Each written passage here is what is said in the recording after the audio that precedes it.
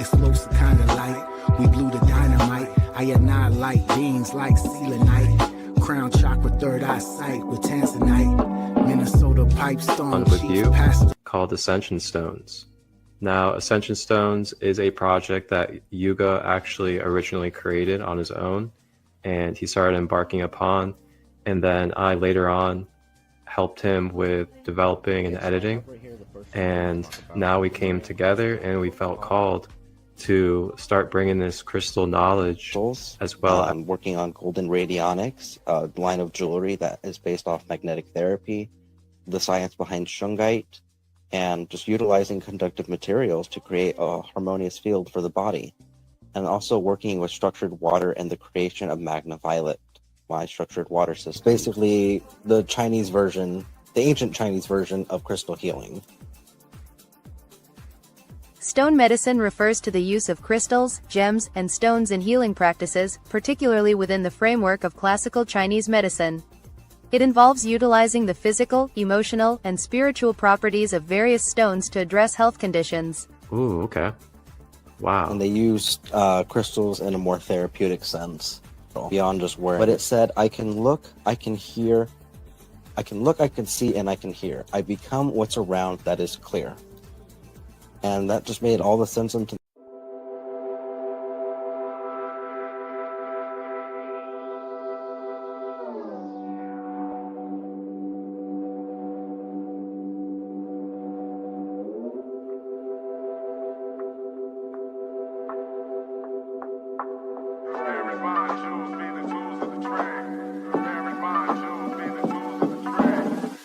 Telepathic communications like a satellite through my blue double terminated appetite, cleansing emotions and heart's devotion with the malachite, electrify, magnetize with the magnetite, off the chain, renew my brain, magnesite, energize the blood, protect the aura with the hematite, talk to angels with the phenakite and pedalite, petrified wood could take us to the highest heights, balance all chakras with the blue kyanite, explosive kind of light, we blew the dynamite. I annihilate beings like selenite.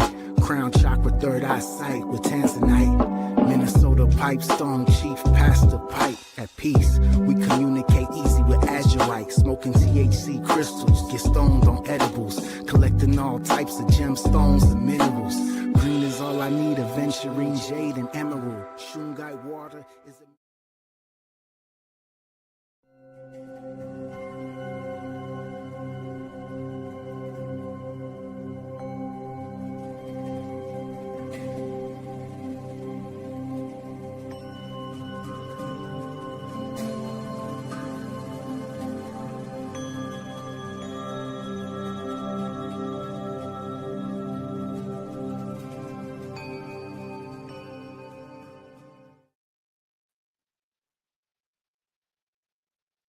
Hello, grand day, everybody, and welcome to a new episode of our wonderful brand new series that we had just started last week, and that is Ascension Stones. This is your Crystal Gemstone podcast. I am one of your hosts, Marcus Christolight, and then we also have our co-host, Yuuga, as well. And we started out last week with just talking a little bit about the basics and fundamentals of what crystals are, how they work, how they function, what they look like on the multidimensional level, as in the mental, metaphysical, and the physical aspects that make up what crystal gemstones are as conscious beings. So you guys can always check out episode 1 on the YouTube channel, Sacred Light Broadcast Network, and it's actually already nicely in order for you guys. You just go to playlist, or you can click on podcast, and then click on Ascension Stones. So we'll be picking up from that first episode and beginning to move into our first focus topic of different ways of utilizing these ascension stones and how you can use specific crystals in your life in different places around your home, on your body, as well in other ways to help you explore the art of grounding. So we're going to be laying the groundwork, as we call it, in this episode, and we're going to be helping you guys understand what grounding is and ultimately what that looks like. Ascension Stones, your Crystal Gemstone podcast.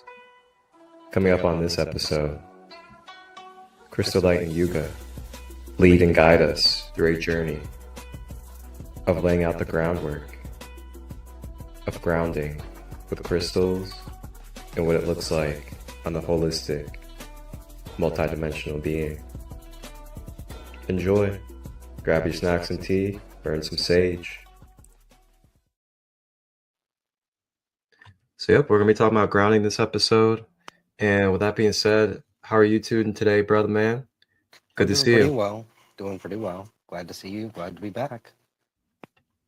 Yeah, man.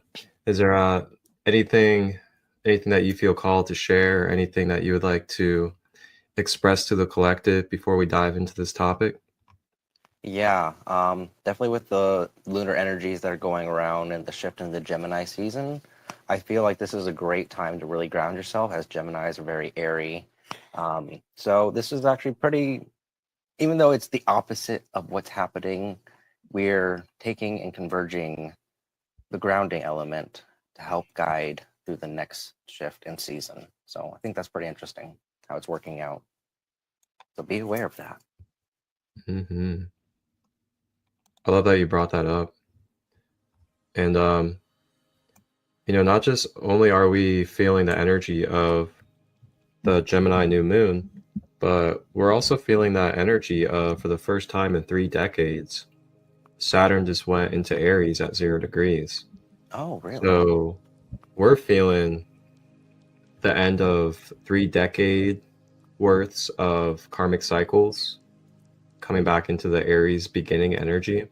Because like in astrology, typical Western astrology at least, Aries is the first sign that births the fire of creation, so to say, into the zodiacs.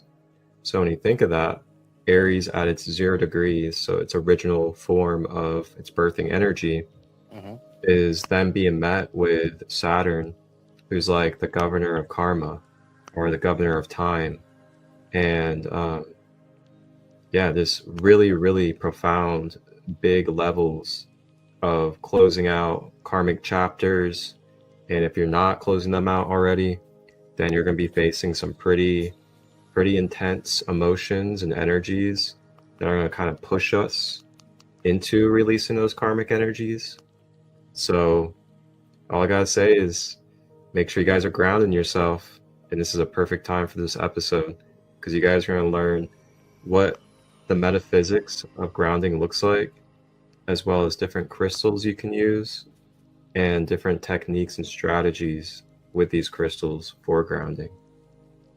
So with that being said, we can go ahead and kick off with just talking about the basics of what grounding is and what it looks like with our aura, our energy field, and basically the multidimensional aspects of grounding.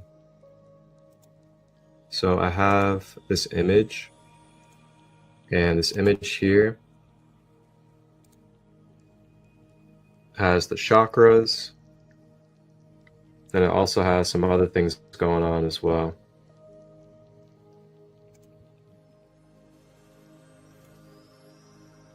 So I'm going to make this very simple, and then of course our brother Yuuga can add in as well. But I'm just going to make this very simple. I'm not going to try to make this complex or anything like that.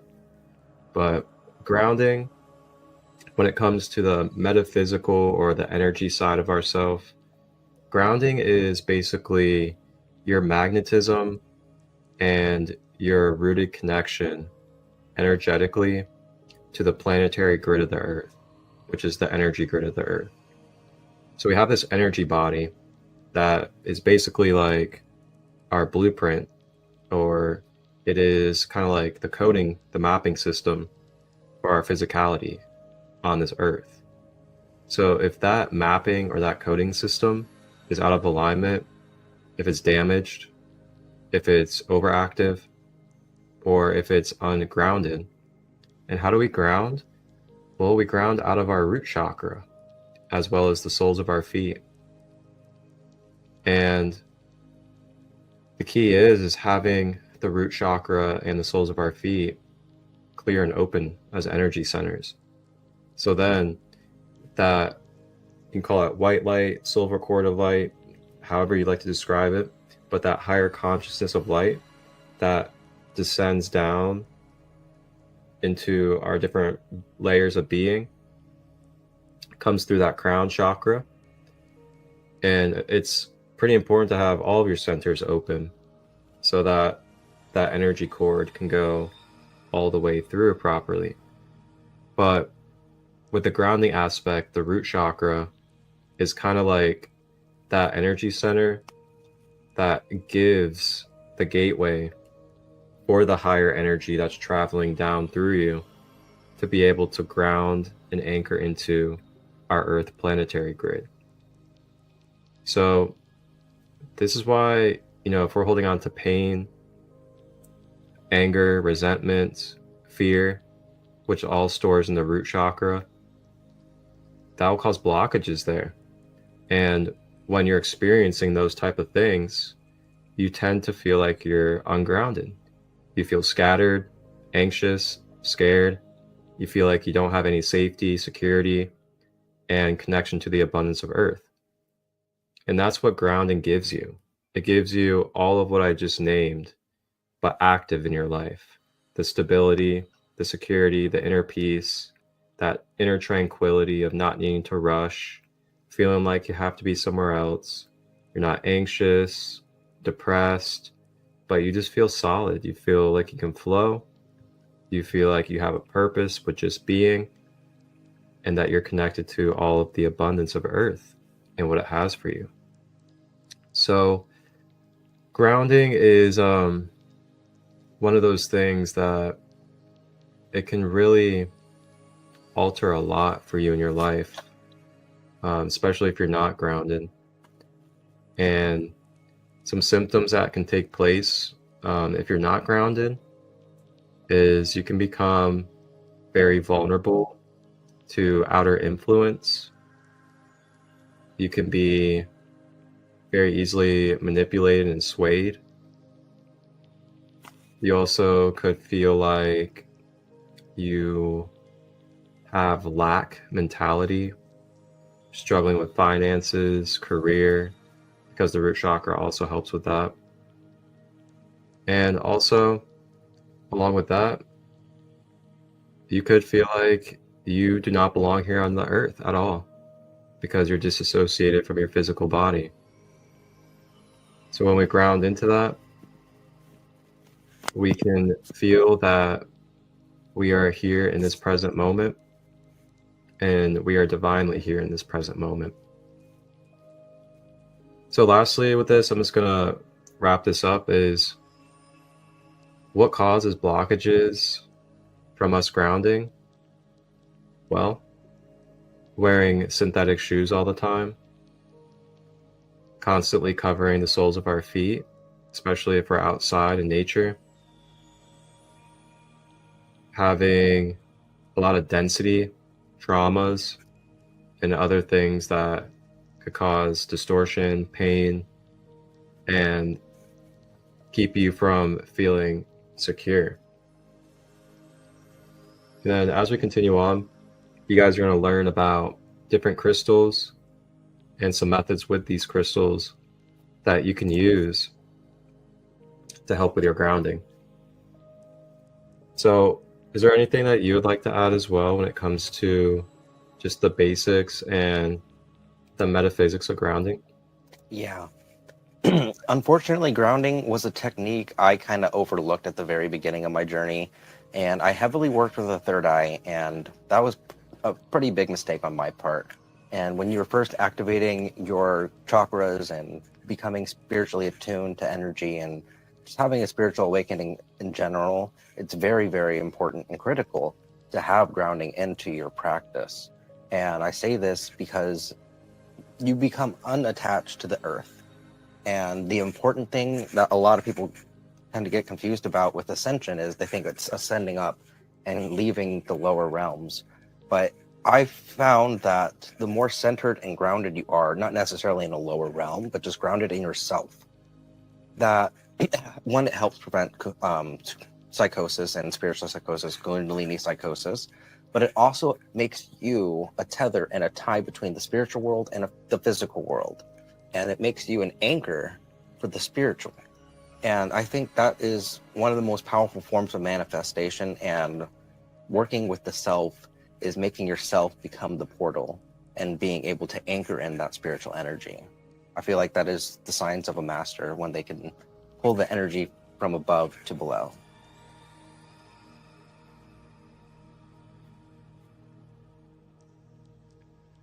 Yeah, I love that you just brought that up, because that's one of the biggest things that not only have I been embodying more, but also sharing with others in conversation. Like even this weekend at the Hope Festival that I went to here in Ohio. And when I went there was just so many good conversations about, balance. So many of us star seeds, there's so many of us light workers and sidekicks. And we're just like always up here in these upper realms. Yeah. And then what you'll notice is like a lot of them struggle with, anxiety, depression, whenever they're not in the middle of community, or they're not in the middle of exchanges with people, when they actually have to sit with themselves and live in their own life. And not just that, but I've seen a lot of folks that are just, kind of neglecting their physical well-being, neglecting doing the actual work, because that's the shadow work. The shadow work is going into the root chakra, going into your sacral, going into your solar plexus, and really digging into, why am I feeling impulsive, or why am I feeling like I'm afraid to share my gifts, or I'm afraid of actual intimacy with the people that I'm connecting with in community. Not just that, but quite a majority of us on this planet are also dealing with, symptoms, as well as some unconscious things that could be tied to sexual trauma, childhood trauma, and those are things that are going to store in your lower chakras.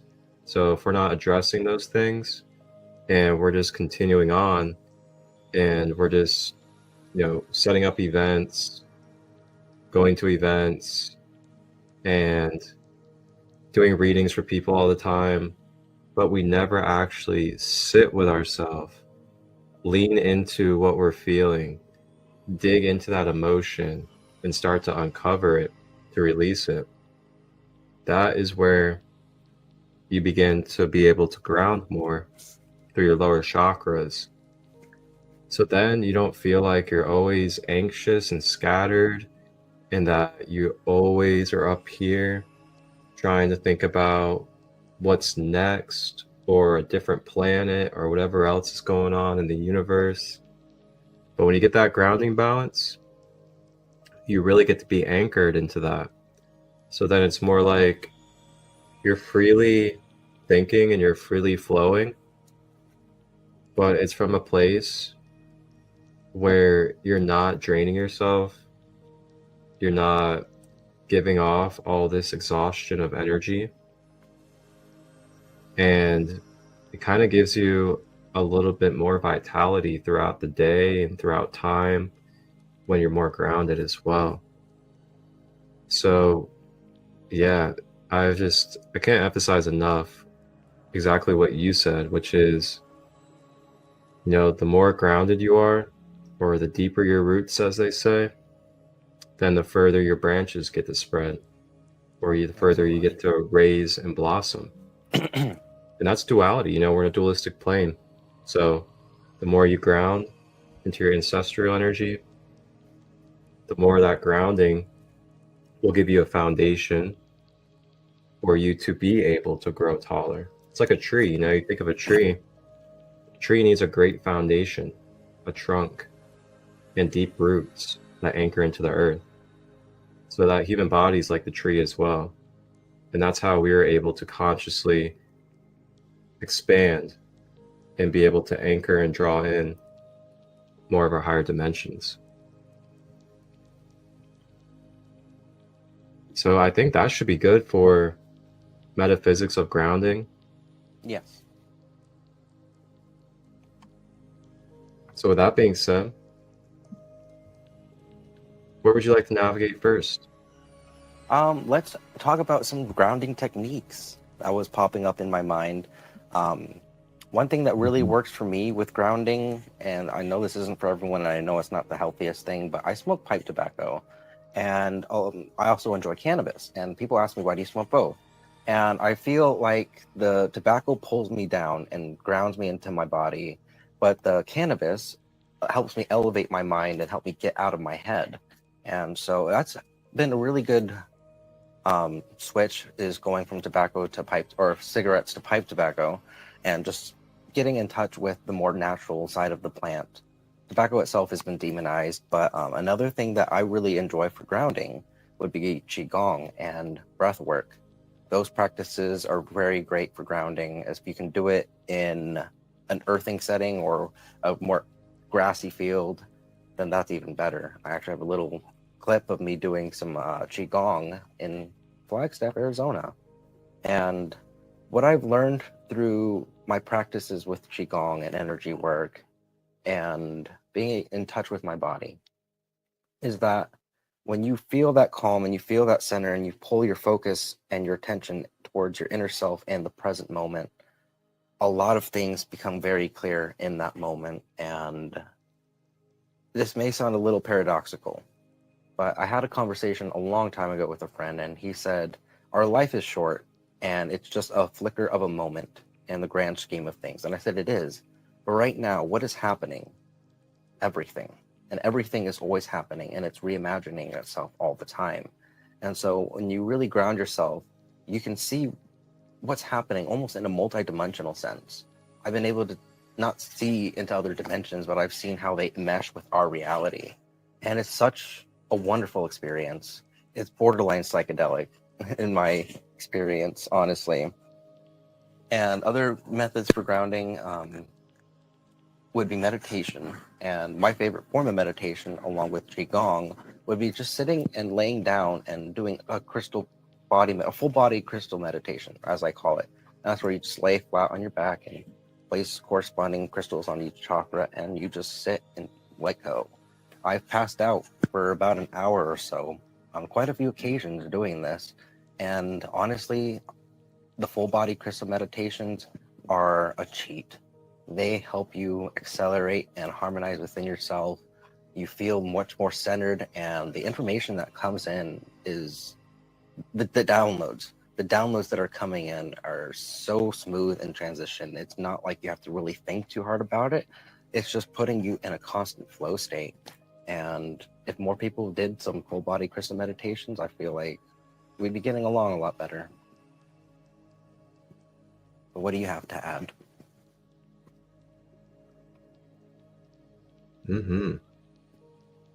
So that's a really good start. And before we even continue in that, I'm going to show you guys something real quick, just to give you just a little bit more perspective. And this is going to be about our meridian centers.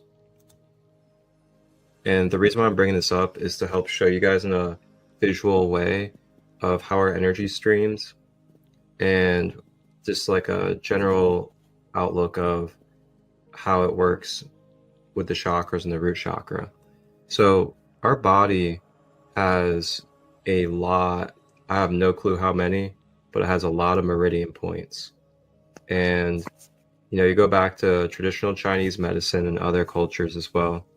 They study these energy centers, or these meridians, and they understand that these meridians hold or store qi. So qi is kind of like a supernatural conscious energy, so to say.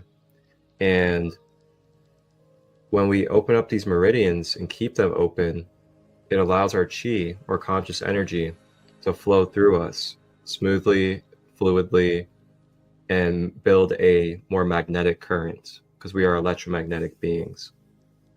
So with that being said, these 7 chakras that you guys see are big size meridians basically. And the root chakra down there at the bottom, being a meridian, it does exactly what I was explaining earlier. So we want to have that meridian open and balanced properly, so that meridian is able to have the chi or the life force flow out of it properly. And then it goes into the earth, grounds us, and then we also get current back up from the earth. And it's a continuous cycling. But if we have blockages, traumas, damage, and all these things, then these wheels and meridians are going to be off-centered, and this will disorientate the flow of our chi. So I just wanted to show that real quick because I thought about the meridians, and just to give people a visual look of just how energy flows through our being.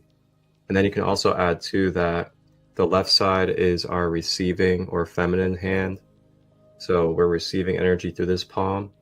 Our right side, we're expelling, releasing, or our masculine side with the right palm. So some strategies for grounding. Well, yeah, you definitely have earthing as always, which is, bare feet on the ground or just laying on the ground, things of that nature.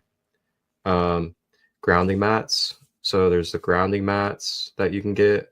And then you can also get like crystal mats, like amethyst mats. And then you can get shungite mats as well. I know this is something that Yuuga, you probably would really love to talk about, but orgonite technology. Yes. Different orgonite technologies are really awesome to use as well. Something I like doing too that doesn't require outside things is really just using the power of the mind and directing your energy with your mind.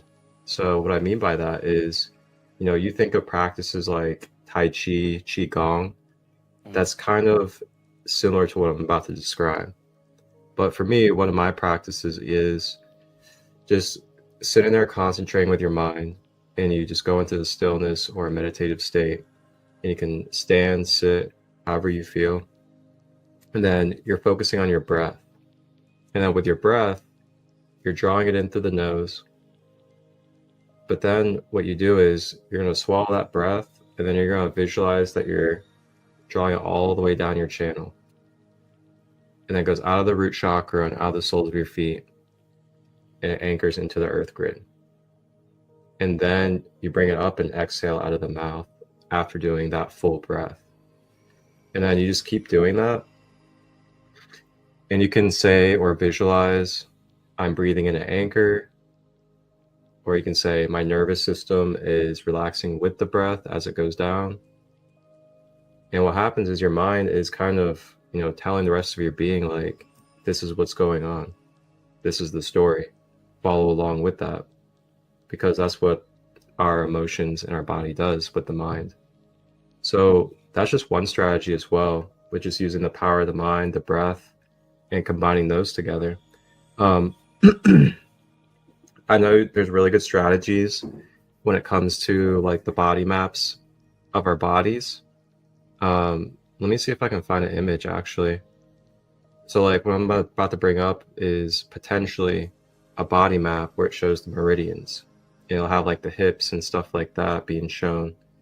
But I know you can take some stones like, magnetite or hematite, like an onyx, obsidian, black tourmaline, and then place those down by the soles of your feet.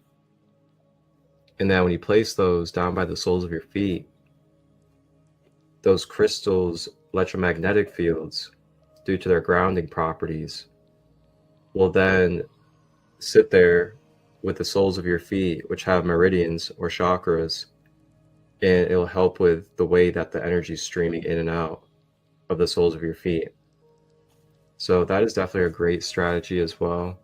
And I like to do that for people when I'm doing Reiki sessions.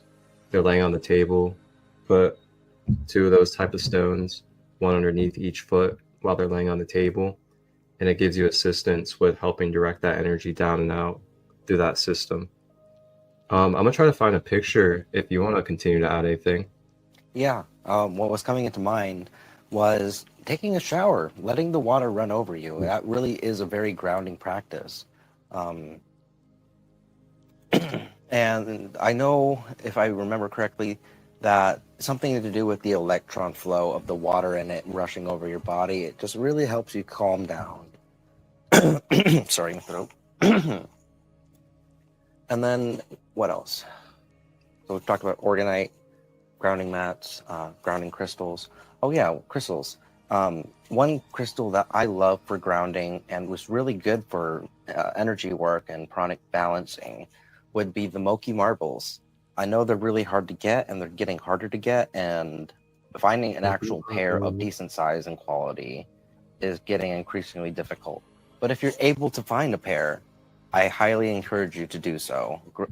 Moki marbles and the grounding experiences I've had during meditation, I mean, they're just little round balls of hematite and sandstone in the perfect little circles. So they fit perfectly in your hand.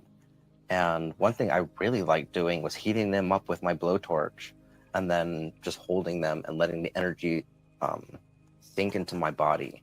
You could really feel that, and having both masculine and the feminine energy in the stone when you have a pair, it really does harmonize yourself. Another good one for that would be Shiva lingams. Shiva lingams are great for grounding and great for meditation.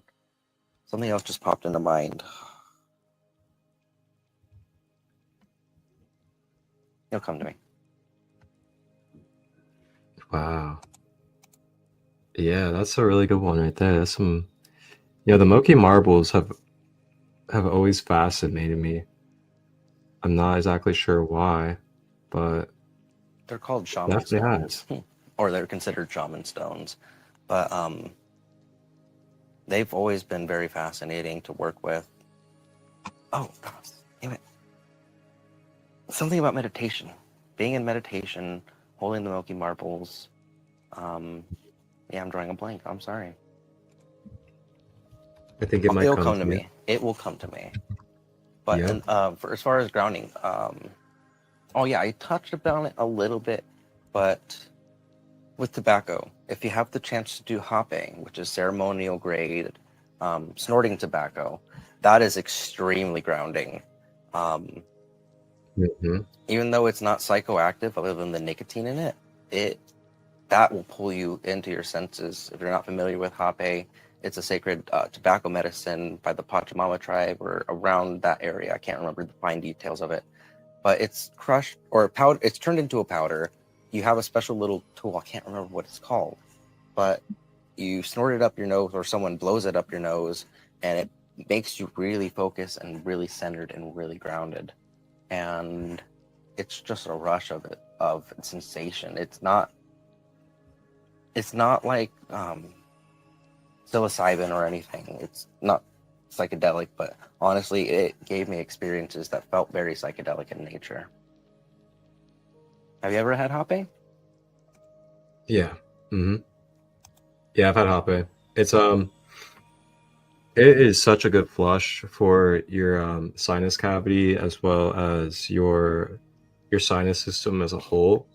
For me, I also feel like it is really good for bringing you back to the center of your hemispheres too.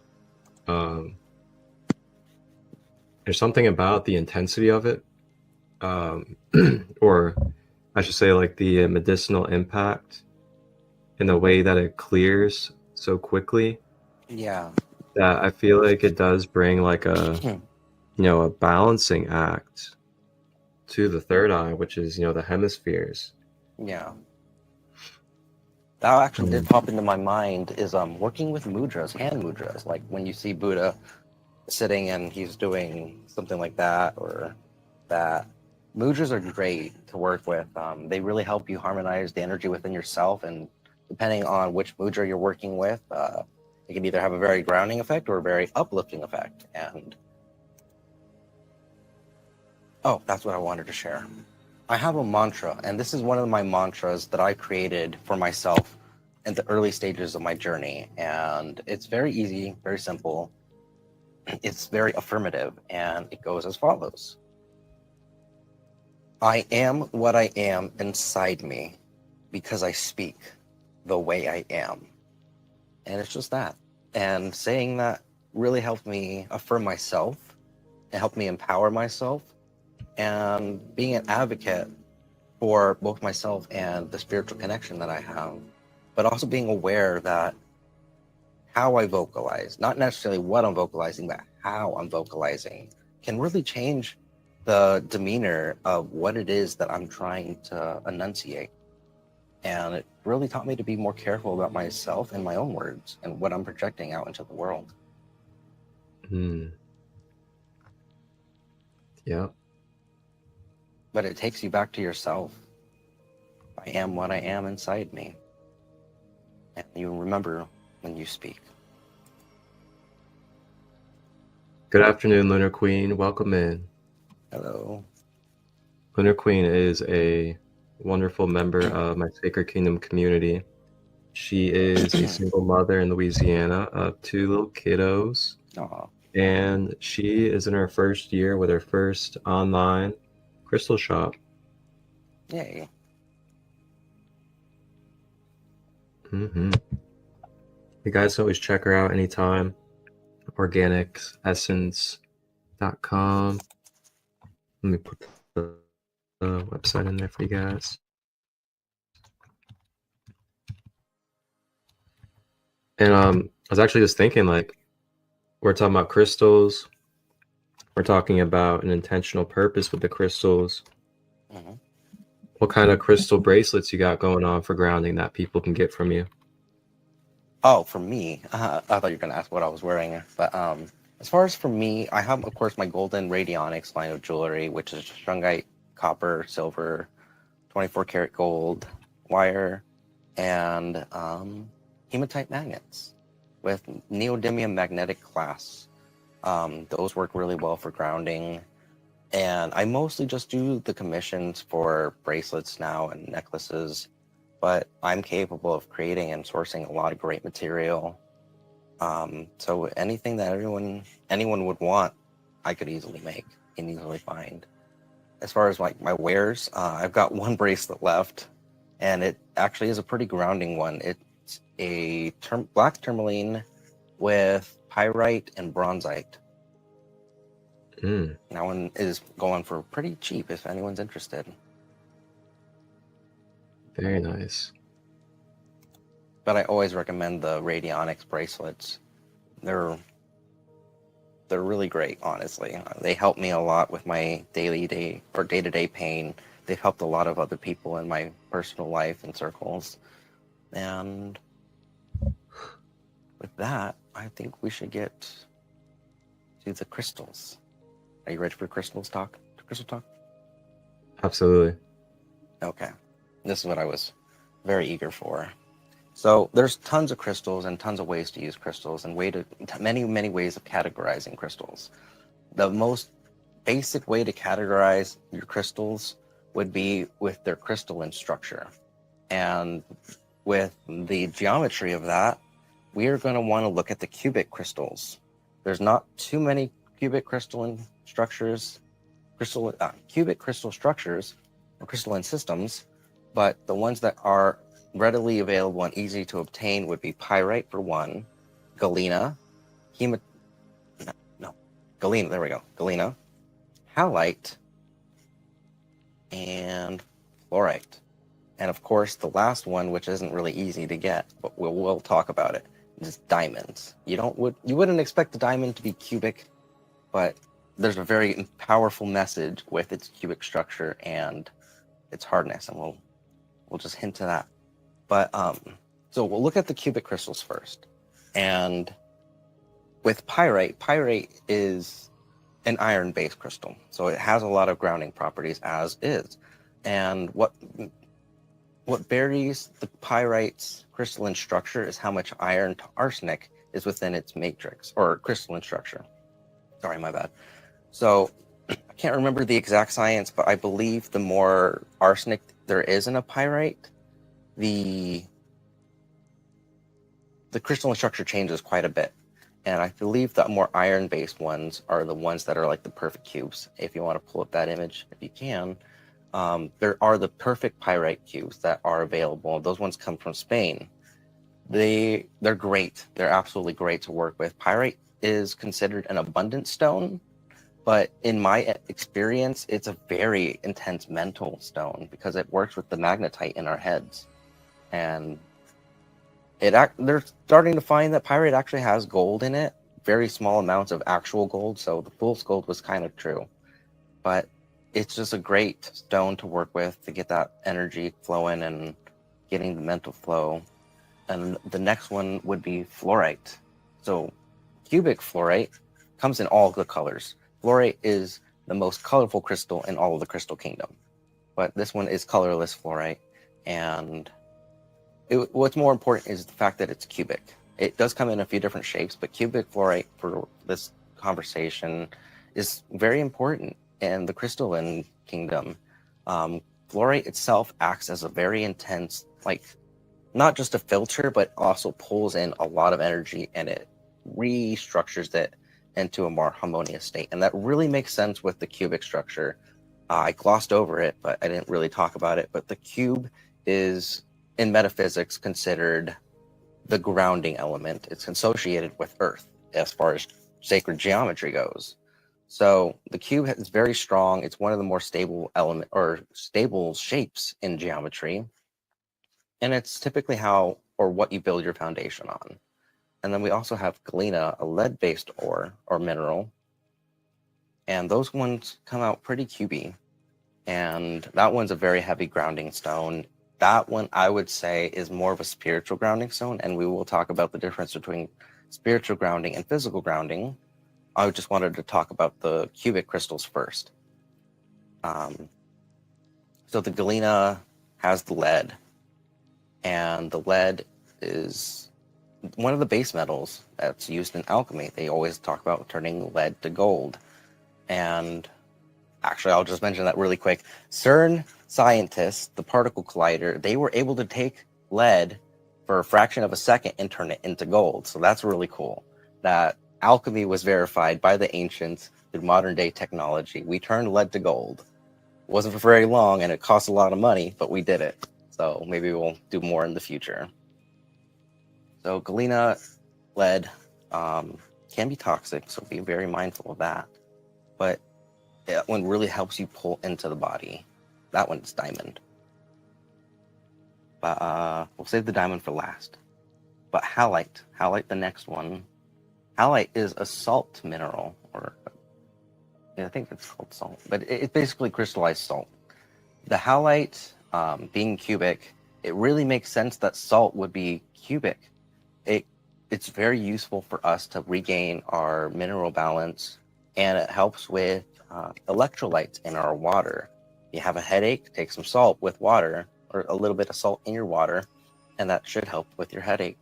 And the quality of the salt really can make a difference in your diet, so be mindful of that. But last but not least, we will talk about cubic. And this, like I said, is just the cubic crystalline structure. We have a lot more to talk about with other crystals.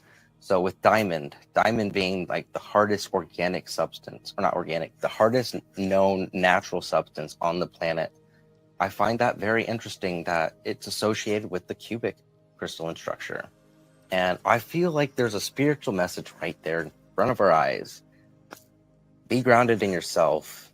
Be the hardest, most undefiable version of yourself, and you will shine bright like a diamond. And that really spoke to me as we were building up to this podcast. And that's something I really wanted to bring to the people's attention, was that these perfect little diamonds in their natural state, they just hold so much. I haven't really got to work with diamond in a crystal sense other than just seeing little tiny specks. But one day I will eventually get a natural cubic diamond. That will be fun.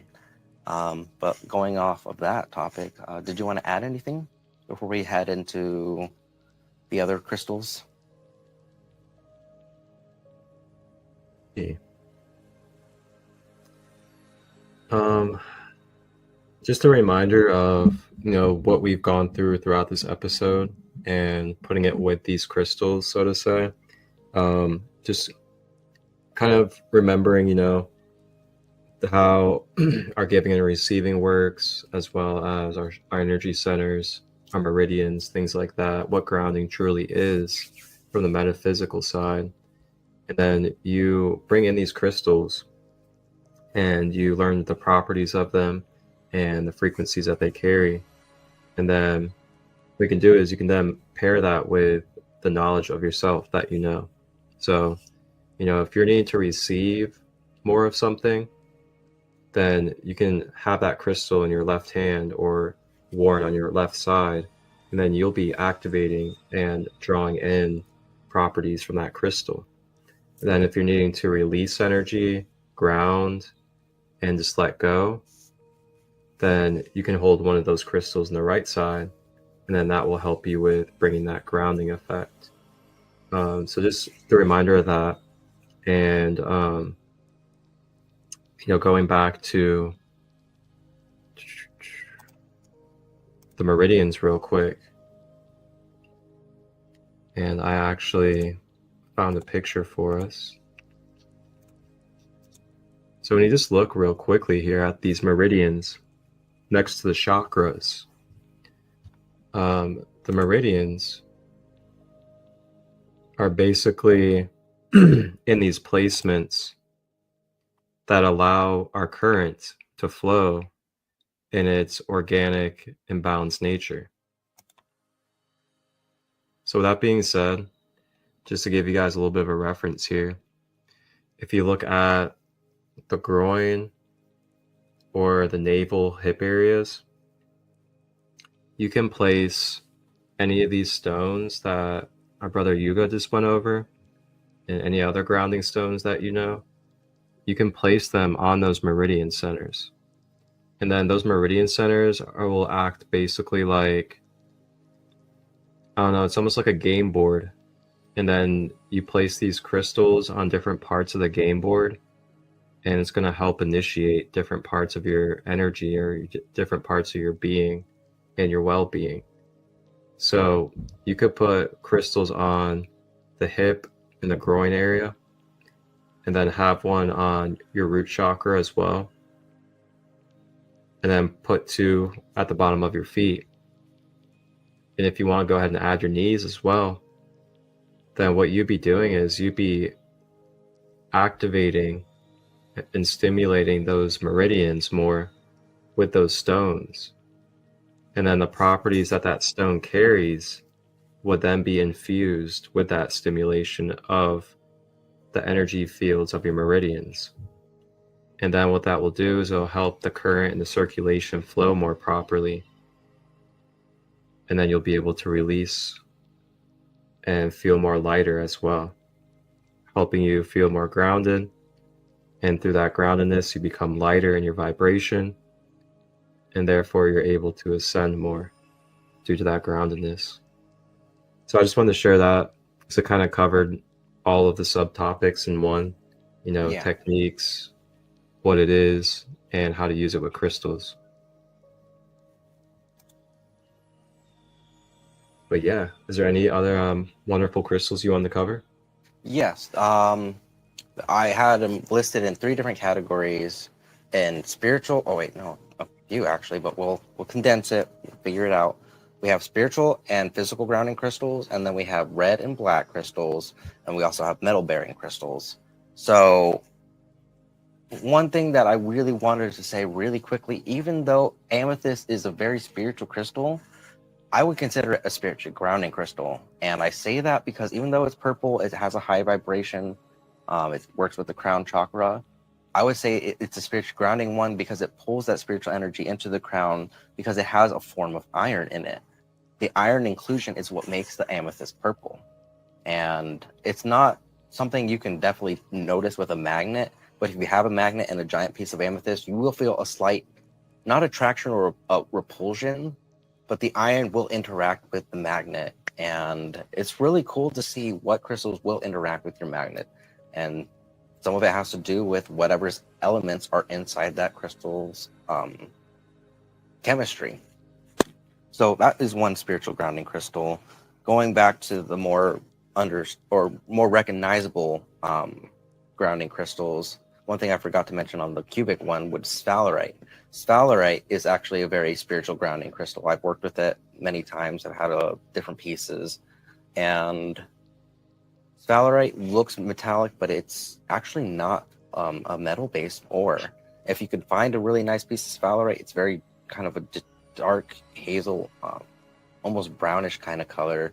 Really hard to find that, but sphalerite was one of the first spiritual grounding crystals that showed me that you can still elevate while grounding, and that's one of the cool things with the spiritual grounding stones. Another one that comes to mind would be garnet. Garnet's red. I believe it's either garnet or ruby. I'm pretty sure it's garnet, but garnet was considered the stone of Buddha and a representation of Buddha's love, and how the garnet pulls love down to the root, and it's a good self-love stone. Another spiritual grounding one, Huebnerite. Not a lot of people have heard of it, and it's not easy to get or find, but Huebnerite is a great crystal. It looks black. It has, I think it's tungstite or tungsten. It has some metal in it, but it looks shiny, and if you can find a really nice piece, you can backlight or put a backlight to it, and it glows red. I have a piece, but Huebnerite is good for grounding your soul back into your body, and that one's pretty heavy, like not just physically, but it has this heavy spiritual energy to it. Another spiritual grounding stone would be shungite, one of our favorites. Shungite works in so many ways, though. It's a very energy-filled stone. It has fullerenes and graphite and a lot of other things in it, depending on the quality of shungite. But that is one of the greatest spiritual grounding stones. I use it for my structured water. I use it for my radionics bracelets. There's quite a big list of spiritual grounding stones, but I just wanted to mention a few, just so you have a good idea of how the spiritual grounding can be applied. Now, the physical grounding stones one of the first ones that comes to mind would be tourmaline. Tourmaline has both aluminum and a form of iron in it. So I consider tourmaline a very good physical grounding stone. A lot of people say it's good for psychic shielding, but just based off the chemistry, because of the iron and the aluminum, I would say it's a good grounding stone for the physical body, not for psychic protection, just due to the fact that the iron would hold all that energy. And if you're wanting to push away the psychic energy, I would recommend tourmaline and quartz. The quartz kind of counteracts the pulling in, and it pushes the energy back out in a more harmonious way. So there's that physical grounding stone. We talked about the Moki marbles. That's a really good heavy grounding stone. Hematite, that works with our blood. The iron in the hematite interacts with the blood flow, and a lot of people will use hematite in their jewelry to help increase the blood flow. We talked about pyrite. What's the black? Obsidian. Obsidian would be great. Obsidian. Jet's actually not a crystal. It's actually decomposed ancient plant matter. I think it's trees. But jet is one of the cool ones. And that actually reminds me of another one that's not necessarily a mineral or a crystal, but I feel it's very grounding, would be amber. Amber itself is fossilized tree blood. Fossilized tree blood. And I've had some cool experiences with amber itself. One thing I like to do is I'll get a very cheap raw piece of amber. And it's said in ancient times that they would burn the amber to release a certain smell or fragrance. And it does have a very sweet, beautiful smell. But one thing that I did was I took the amber and I said, well, this is fossilized tree blood. I bet there's ancient oxygen in here. I burned it and I took in that fresh breath, and I really felt like I was connecting with ancient earth in that moment. I felt like I was breathing air that hadn't been breathed in millions of years. So if you have ever done that or haven't done that, I recommend doing the amber burn with a nice cheap piece of amber. But amber is great. It really does connect you to the earth. We talked about the Shivalingams. Petrified wood. Petrified wood, yes. I should have known that. We have a petrified forest here in Arizona. I haven't really had too many pieces of petrified wood, but it's gorgeous. It has so many different colors. So there's also Apache tear, shaman stone, Obsidian. dragon stone. Yeah, there's so many out there, really, guys. And like, if you just like, if you look at the way that the universe like works with chakras, colors, crystals, one of the biggest references that you guys can go by is by the color of it. Now, Yeah. color isn't going to always define every single thing about it, but typically, if it's a black stone, a red stone, anything like those hues, dark brown, then it's going to be more of a earthy, grounded energy for your being. Like, oh, the jaspers too. There's so many jaspers you can use. There's so many different jaspers, but typically it's said that red jasper is the best for grounding, I believe. And here in Arizona, it's everywhere. You take a walk, you find little pieces of red jasper on the floor, walking by your feet, or right next to your feet. So if you really want a good grounding stone where you can just go find out on a walk, look for some red jasper. Yeah. Or what you could do, if you can actually get yourself a nice neodymium magnet, just take it on your walk. And you will find rocks that are attracted to your magnet, and that's the iron oxide or the magnetite in that stone. And just work with those little stones, place them on your body, work them with them in grids, and you will see a difference in how the magnetic stones react with your energy and just spiritual energy in general. Sarah's question is, what is petrified wood good for? It's not one I personally work with too much, but if memory serves right, petrified wood is good for ancestral connections, ancestral wounds, connecting to ancient earth and ancient knowledge and wisdom. And then on the kind of like mind, body, soul level, petrified wood is good for bringing grounding energy, emotional balance. It helps with connecting to nature and feeling connected intuitively to the ancient wisdom of Earth. Spiritual awareness helps support your skeletal system and your skin and hair health and your overall well-being. So encourages growth and support during change. Oof, yeah, that's straight up grounding energy right there. Like, that reminds me of, it's like taking in the Divine Mother. Like, it's going to help you feel secure. It's going to help you feel like you have that rooted stability to be able to move through your alchemy, to be able to make change, to grow. So yeah, that's the kind of energy that I kind of get from petrified wood. There's one crystal I'm actually wearing right now. I kind of showed it a little bit, but I wanted to showcase this one. It's one that's very near and dear to my heart. Not many people have access to it. It's not as hard to get as it was, but these are just little tumbled chips that are in a bracelet, but this is actually a piece of highly magnetic material called Isua stone, ISUA stone. It comes from Greenland along with Numite. It's not, I don't think it's found by Numite, but it's in the same area of Greenland where Numite is typically found. I'll just show that real quick. But yeah, the Isua stone, it has like actual raw iron in it, not magnetite, like actual bits of iron. This thing is very magnetic. It is the oldest, yes, the oldest piece of crustal earth that scientists have found to date. It's a more recent find, but Numite, or not Numite, Isua stone, being as old as it is, it's been around. It's super connected to the ancient energy, kind of like the petrified wood. But the Numite, or not Numite, I don't know why I keep saying Numite. The Isua stone, if you can get it, it's profound to work with. It really does work with the kundalini. It really pulls it up and helps you anchor in that energy from the spiritual. It is magnetic, obviously, so it has that cool factor. And just knowing that you're holding some of the oldest part of the earth is just mind-blowing. I never heard of that one. That's a good one. Yeah, Isua stone is one of the kind of hidden gems of the crystal world. But Those are the best. with that being said, I think the last thing on the list would be the metallic bearing crystal or metal bearing crystals. If you wanted to add anything. And EMF protection as well. Oh yeah, EMF protection.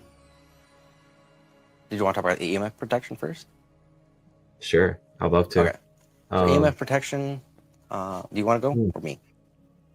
Go ahead. Okay. So EMF protection, one we talked about already would be shungite. Shungite works very well for EMF protection.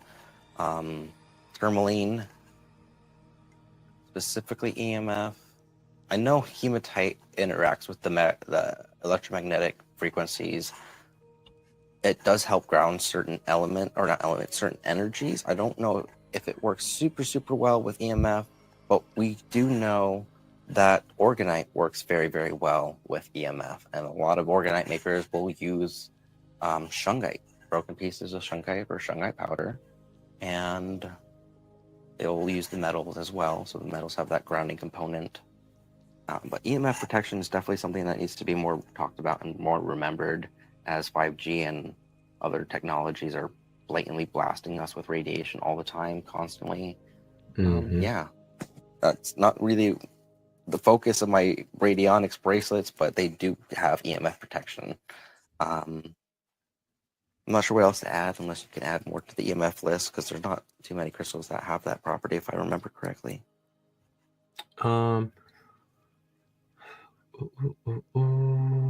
I believe pyrite does. Oh yeah, pyrite reflex and deflex EMF energies. I think fluorite possibly might, because of its cubic structure. It may filter some of it, but I can't remember. I'd have to do some more research. Yeah. But yeah, other than that, for me, it's, I think shungite's probably like the most commonly heard one, because you hear about, the phone stickers, you hear about putting them on your Wi-Fi router.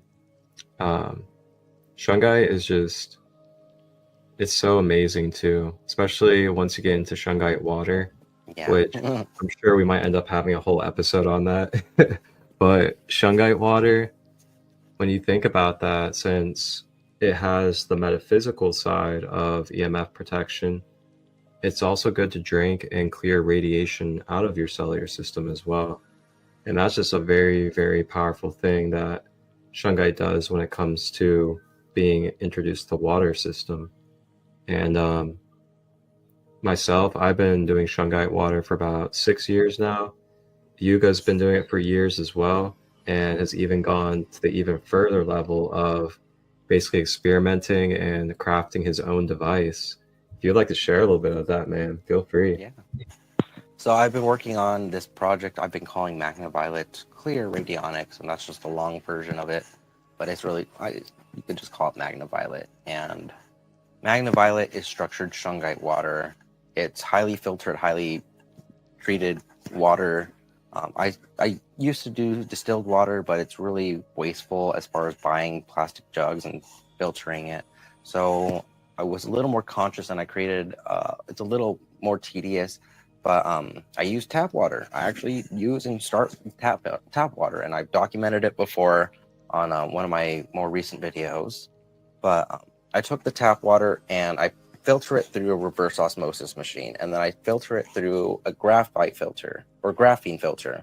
And then after it goes through those two filters, it sits in 2 pounds of elite shungite, and it has a bunch of magnets with all different poles going all throughout.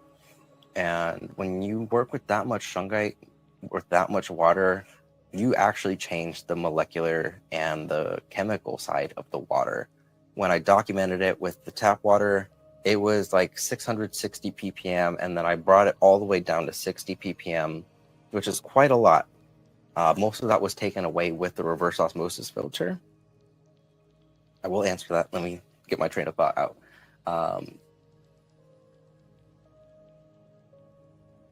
And the pH, that was important. The tap water was slightly above neutral. It was a little alkaline, not fully alkaline, but a little alkaline, and the reverse osmosis took the water and brought it to like 6.5 on the pH scale. So it was a little acidic. And then the shungite, even though the literature says shungite water is acidic by nature, my water went very close to being neutral. And I've always thought that shungite water was neutral. So I had the water reader, I was able to confirm it, and seeing alchemy real time in front of your eyes, changing the TDS, the electrical current, which I didn't talk about, but it is important, and the ppm, or the TDS, the EC, electrical current, and the pH, all three were drastically changed with the shungite and the other processes that I did. And you could physically feel the taste and the difference with this highly filtered, structured shungite water. People may make shungite water, but I don't really know of anyone doing structured shungite water, and it's a little bit different. When I first discovered this on accident, I had all the shungite that I needed, and I had this idea, shungite's super conductive, and I had this idea of placing magnets next to my water system. And I was using N52 neodymium magnets, the strongest you can get. And the more the water sat next to the magnets, and when I froze it, the more energy would show up in the ice. I didn't know it was energy, but it kept getting cloudy in the center. And after some time, I fully found, and am going to publish a study soon, but I fully found what I've been calling radionics with an X, and the different stages of structured water. It's really fascinating. If you're curious, check out my YouTube channel for that, or check out my other Instagram profile, Magna-Violet Structured Water. But working with structured water and that form of alchemy really did teach me a lot about grounding and patience, and being aware of what I put out and what I put in. So I'll just leave it at that, and we'll go on to the next topic. Oh, how do you keep your shungite clean? So the best way to keep it clean, when you first work with it, process it, make sure you're getting all the stones that are just black, no rust at all. You do not want that orange color. And then you're gonna want to boil it. And I keep it in a filter, so it's staying clean. But so you want to boil it, you want to sun charge it. I didn't say that, but you want to sun charge your shungite. That will make a huge difference in its effectiveness. And just make sure you're not handling it too much if you're using it for your drinking water. But other than that, it's not hard to keep it clean. Just boil it, put some sunlight on it, and put it in a container. And make sure it has a filter so nothing's getting in, and the shungite is just putting extra minerals into the water and the extra energy. Excellent. Oh, we got another question. What oils are best for? Oils? I don't know what the oils. You have to reiterate that question, Lunar Queen.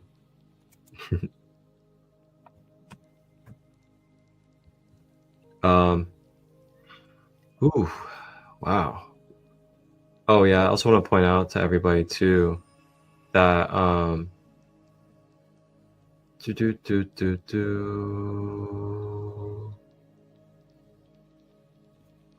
man, I just forgot what I was about to say. You want to show the Sacred Light Retreat real quick and maybe get your brain reset? We did forget to show that. Yeah, it is true. Good point. Good point. This will be a good time, you know. Yeah. I'll let you guys check out a little something here. But this is one of my retreats I have coming up. And this one's actually a pretty special one. It's going to be in Ohio coming up in July. And this is a holistic healing for veterans retreat. So this is for our active and our veterans of the military. Attention veterans, your next mission healing and community in beautiful Loveland, Ohio. Imagine a place where nature's serenity meets powerful ancient healing practices. Welcome to the first ever Holistic Healing for Veterans Retreat, happening July 12th and 13th in Loveland, Ohio. This is not just any retreat. Hosted by Marcus Christolight of Sacred Light and co-hosted by former Marine Sergeant AJ Lardy, this 2-day outdoor camping experience is designed just for you. Alongside fellow Sacred community members Heather Lynn of Heart Alchemy Wellness, Lauren aka Peach, Katie Singing Eagle, and Niara, you'll dive deep into holistic shamanic level flow shops. Picture this, sound healing that calms your mind, shadow work that uncovers your true self, and subconscious reprogramming to help you rewire the brain from PTSD and trauma. All set in a beautiful, secluded, natural setting with a magical riverside. And it doesn't stop there. We'll provide clean, vibrant meals for all diets, ensuring you nourish your body as well as your spirit. Let's grow together as a community, bringing empowering healing to ourselves and our loved ones. Tickets are incredibly affordable. Just $33 for 1 day or $77 for the full 2 days.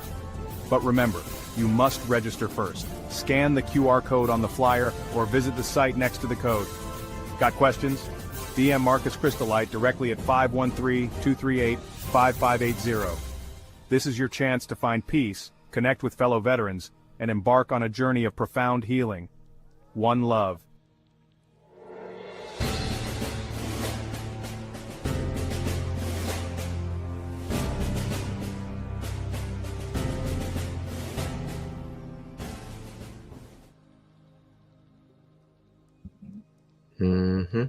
Did it come back? First time ever. First time ever, we're going to be doing a holistic healing veterans retreat. So our veterans can finally be shown some alternative ways to healing, and also be shown that there are people out there that really think about them and care about them and are using their gifts and their skills to create spaces for them to have safe vulnerability, to move through their traumas, clear out their memories, and bring balance back to their being. And, this isn't just for veterans.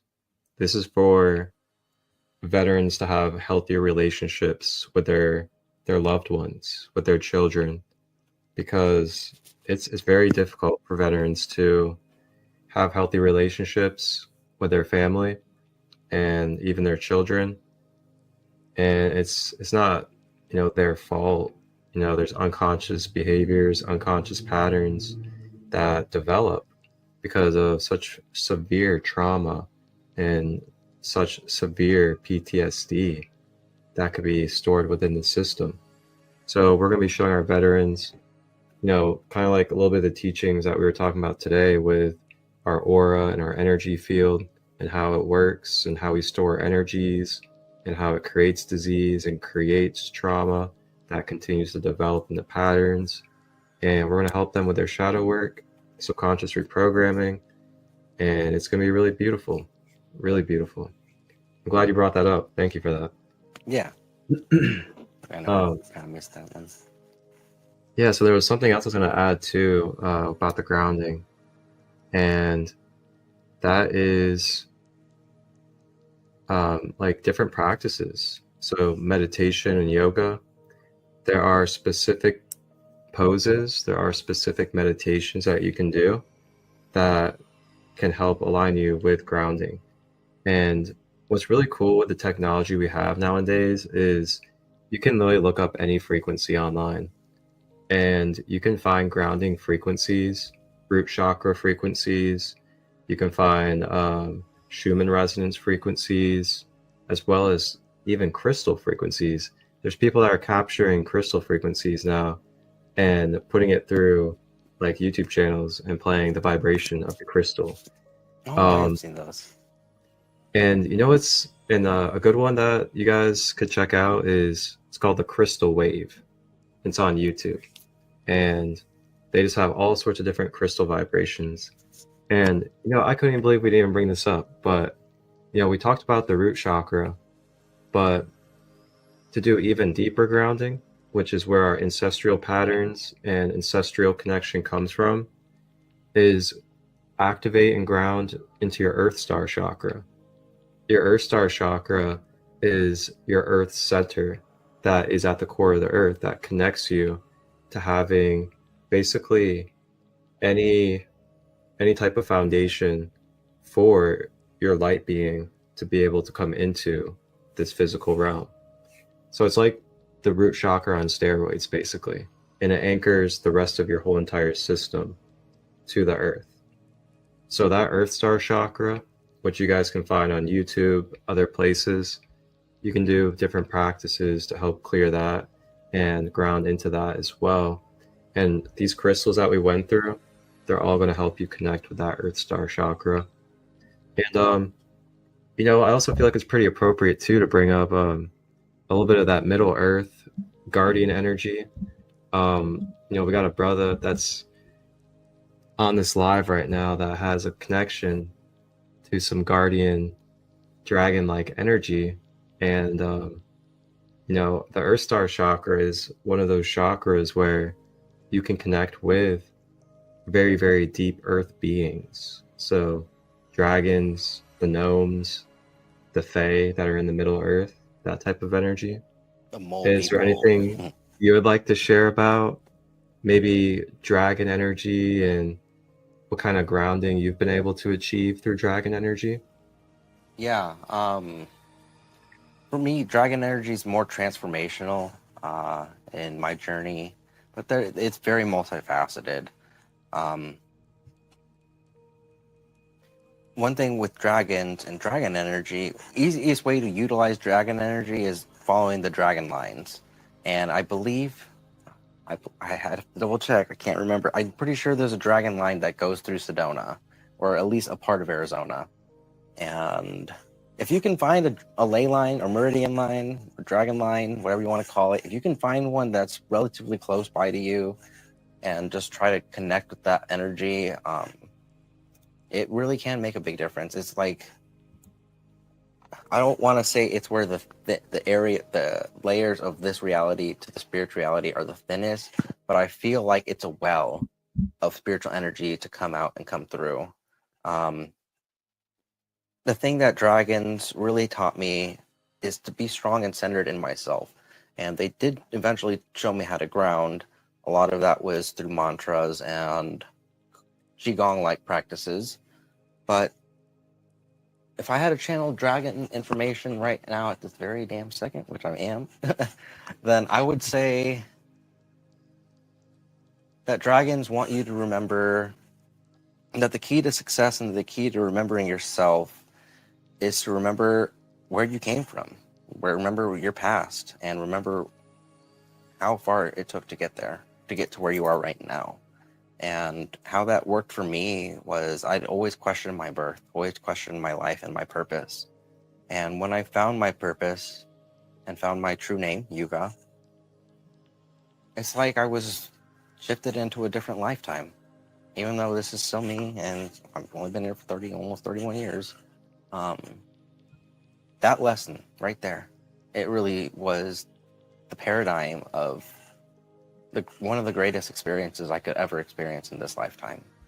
And working with dragon energy really is not, working with dragon energy is really not as difficult as you would think. It really just takes a pure heart, an open mind, and being open to the visions that the dragons have to offer. Dragons, even though they are very primordial and ancient in this realm, they work through thoughts and emotions. So being mentally quick and mentally adept, that's the easiest way to work with dragons, but the best way to work with dragons is open your heart.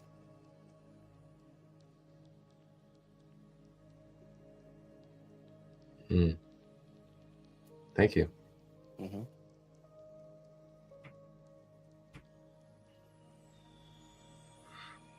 So this just came to my mind. You can also think about your environments as well, like the ocean, go to the water, the beach, being on the beach. Those are all grounding things as well. Those things will help you just really anchor more into the earth and soothe the being, ground and relax. Those type of things absolutely help for sure. If you think of essential oils like lavender, oh man, we didn't even talk about herbs or nothing. Well, this is more of the Crystal Gemstone podcast, but I mean, since we're on the topic too, there's some really good like herbs, teas that you guys can use, like valerian root, kava, chamomile, and those are all, burdock root. Those are all excellent for grounding as well. Just to throw that in there for you guys. Honest, might as well just say it, Shilajit. I don't know if you work Ooh, with boy. Shilajit, but Shilajit is extremely potent, extremely I powerful. love Shilajit. I got these Shilajit honey sticks like Oh, I've 2 seen months those. ago, and those were amazing in my coffee and tea. Nice. Someone at the festival over the weekend had some Shilajit gummies, Oh, my mom has those. and they had like burdock root and ginger and stuff infused in it as well. I actually have some Shilajit right here. Hell yeah. So if you guys see, it's just like a black sticky tar. It's definitely something that you want to handle consciously. You don't want to get it all over your clothes or like any of that stuff, that's for sure. But Star. it comes from the Himalayan mountains, and it's one of the most known ancient fulvic acid complexes that we have, and it's got what, like 95 of our vitamins and minerals or something like that. It depends on what source you ask. Personally, I feel it has everything we need, 108 essential minerals, and it also has trace minerals or trace elements and unknown trace elements. But it Yeah, does it's have amazing. fulvic and humic acid, which is very rare to find both. Yeah. Uh-oh, let's see what we got here. Okay. You're welcome, Christina. Glad you've And enjoyed that episode. did you want to wrap it up with the metal-bearing crystals? Yep. Yeah, we can definitely wrap it up with that, and then I'll just close it out with a little bit of sound for us. Okay. So, metal-bearing crystals. This is kind of my forte. I've been collecting the metallic crystals and metal-bearing crystals for quite some time. They're very rare, very elusive for the most part, if you are aware. But just the entry-level ones we've talked about already. There's pyrite, galena, hematite. Those are the ones that come to mind, or Moki marbles too, but that's hematite with sandstone. And then we have the more elusive ones. We have pyrojarite, which is a silver-bearing ore, one of my favorites to work with. That one has a lot of elusive kind of... The way it pulls in energy it's so unique. If you can get a piece of pyrojarite, however you say it, that one will change your spiritual game quite a bit. Then there's the humanite we've talked about. There's ilvite, and I'll just say my two favorites. My two favorites would be Carolite and... What was I going to say? Carolite and... Oh, I guess I forgot. Whatever. The Carolite. Carolite is a very rare cobalt-bearing mineral from the Congo, or at least my piece is from the Congo. There's one other location, I believe it's Bolivia, that has the Carolite. But Carolite, it looks like a little golden pyramid in its best natural form. Carolite, like I said, it has the cobalt, and being a natural little pyramid of golden energy, I feel that one is one of the best ones on the earth, due to the fact that it's like a beacon of crystallized light. And because of its shape, it's shooting that energy up while also attracting things from the bottom. Carolite has shown me that it doesn't matter how bright your light is, it just matters that it's there and that you're working with your light. It's one that teaches you compassion. It's one that really showed me not to be too critical or too hard on myself, and to just take my time, but also take up space. And the last one I will talk about, because there's so many more to talk about, but the last metal bearing crystal I will talk about, which everyone should know, that little one, that little guy in the center right here, is a Gibeon iron meteorite. Iron meteorites specifically. Iron meteorites carry cosmic history and knowledge. They aren't from our world. They're probably a lot older depending on where it's from. But iron meteorites, they're like a slight reminder of this is familiar because of the iron and the nickel inside of it, but it's not. It's something a little different. And working with the meteorites, if you really want an Ascension stone, get yourself an iron meteorite. My favorite would be the Semchain Palisite meteorite. That has olivine in it. But working with iron meteorites will drastically give you those psychic downloads that a lot of people want. It helps you ground yourself very heavily, but it also works as a both spiritual and a physical grounding stone. Working with the different types of meteorites that there are available, a lot of them, or I should say, they really are very humbling and they're very mysterious. We cannot trace where they originally came from. We have ideas. I know most meteorites that fall to the earth are from, I can't remember what it's called, the something belt. It's not the Kepler belt. There's a belt around our solar system and it's filled with asteroids, and those asteroids eventually come to Earth and become meteorites. And the ones that have reached the Earth, there's so many. There's so many. But yeah, working with iron meteorites,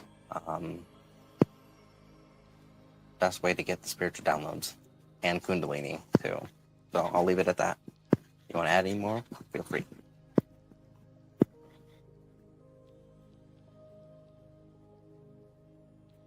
Yeah, I think that's a good place, honestly. We've covered so many at this point that Yeah. there's just so many for people to experience and journey with, for sure. So with that being said, I feel like it's a great place to go ahead and close out. And for everybody out there, just if you wish, just take a moment, take a couple breaths, just process and be still, and just allow this information to flow as we close out.